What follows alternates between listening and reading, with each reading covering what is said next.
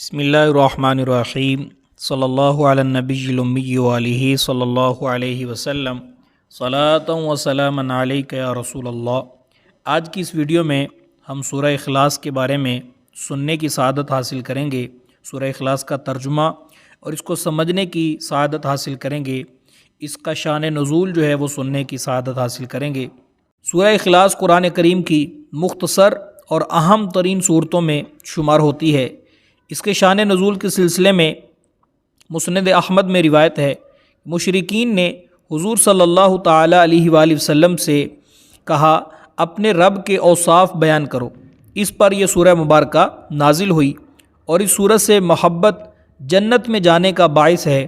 اسی لیے بعض ائمہ کرام نماز میں کوئی سورہ پڑھ کر اس کے ساتھ سورہ اخلاص کو ملا کر پڑھتے۔ بعض صحابہ کرام علیہم رضوان نوافل میں اس سورہ مبارکہ کی کثرت کرتے، اس کو تلاوت کرتے تھے، اور جب ان سے پوچھا جاتا تو وہ کہتے کہ ہمیں اس سورہ مبارکہ سے محبت ہے۔ تو آقا کریم صلی اللہ تعالی علیہ وآلہ وسلم نے ارشاد فرمایا کہ اللہ تبارک و تعالی بھی ان سے محبت رکھتا ہے۔ سورہ اخلاص جو ہے اس کو پڑھنے کی فضیلت یہ ہے، 1/3 قرآن کریم پڑھنے کا ثواب ملتا ہے۔ سورہ اخلاص بڑی جامع صورت ہے۔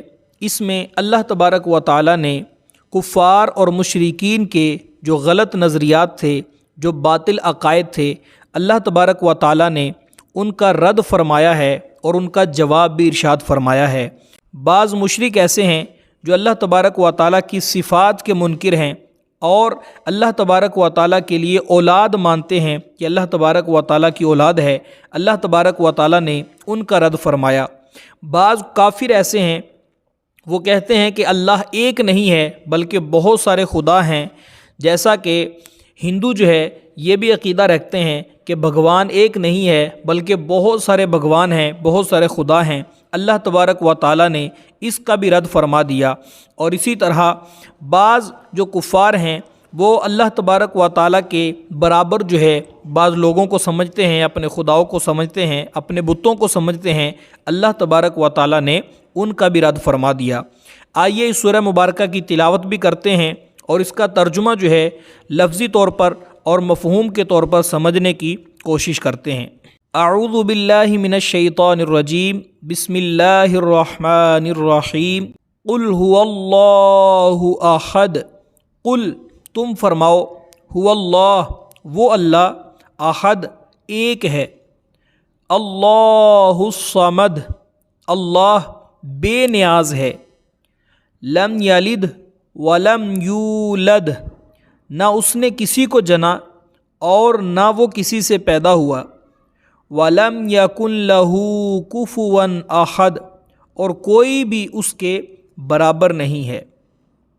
پہلی آیہ مبارکہ میں فرمایا تم فرماؤ وہ اللہ ایک ہے، یعنی اللہ تبارک و تعالی نے نام بھی بتا دیا کہ خدا کا، ہمیں پالنے والے کا، زمین و آسمان بنانے والے کا نام اللہ ہے، اور دوسرا وہ اللہ ایک ہے، بہت زیادہ خدا نہیں ہے بلکہ ایک ہی خدا ہے۔ اللہ الصمد اللہ بے نیاز ہے، اللہ تعالیٰ ہر چیز سے بے نیاز ہے، نہ وہ کھانے کا محتاج ہے نہ پینے کا، ہمیشہ سے ہے، ہمیشہ رہے گا، کسی کام میں کسی کا حاجت مند نہیں ہے۔ لم یلد ولم یولد نہ اس نے کسی کو جنم دیا اور نہ وہ کسی سے پیدا ہوا۔ اللہ تبارک و تعالی اولاد سے پاک ہے، کیونکہ اولاد باپ کی جنس سے ہوتی ہے۔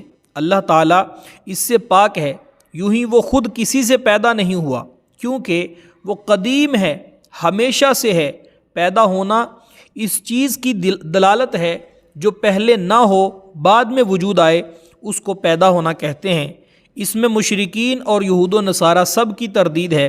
مشرکین فرشتوں کو اللہ تعالیٰ کی لڑکیاں کہتے تھے، بیٹیاں کہتے تھے، ان کا بھی رد فرما دیا، اور یہودی حضرت عزیر علیہ السلام کو، جبکہ عیسائی حضرت عیسیٰ علیہ السلام کو اللہ تبارک و تعالیٰ کا بیٹا مانتے تھے، ان کا بھی رد فرما دیا۔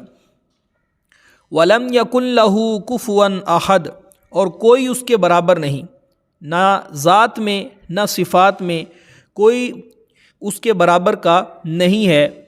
وہ خالق ہے، ہمیشہ رہنے والا ہے اور ہمیشہ رہے گا، کوئی بھی اس کی برابری نہیں کر سکتا۔